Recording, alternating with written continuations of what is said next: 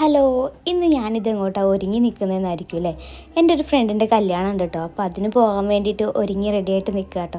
അപ്പോൾ ഇതേ തൊട്ടടുത്തുള്ള ഓഡിറ്റോറിയത്തിൽ വെച്ചിട്ടാട്ടെ കല്യാണം. അപ്പോൾ ഞാനിതേ ഒരു ഓട്ടോ വിളിച്ച് പോവുകയാണ്. പോകുന്ന വഴിക്ക് ഇതേ ഒരു ഗിഫ്റ്റൊക്കെ വാങ്ങിയിട്ടോ. അടുത്തുള്ള ഫാൻസി കയറിയിട്ടതേ ഒരു ഗിഫ്റ്റ് വാങ്ങി. അവരിതേ പെട്ടെന്ന് തന്നെ അത് റെഡിയാക്കി തന്നിട്ടുണ്ട് കേട്ടോ. ഞാൻ വന്ന ഓട്ടോ ഇത് പുറത്ത് വെയിറ്റ് ചെയ്യുന്നുണ്ടായിരുന്നു കേട്ടോ.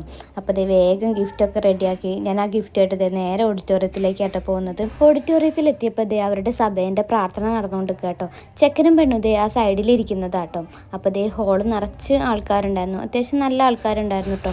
അപ്പോൾ ദേ ഞാനും കുറച്ച് നേരം പ്രാർത്ഥനയൊക്കെ കേട്ടിരുന്നു കേട്ടോ. മക്കളെ ഉറക്കി കിടത്തിയിട്ടാണ് വന്നത്.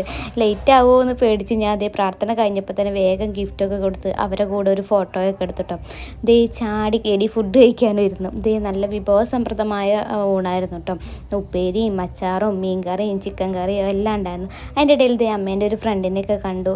ദേ കൂടെ ഒരു പായസമൊക്കെ ഉണ്ടായിരുന്നു കേട്ടോ. അപ്പോൾ ഞാൻ എല്ലാവരോടും ടാറ്റാ ബൈ ബൈ പറഞ്ഞ് നേരെ വീട്ടിലേക്ക് പോന്നു.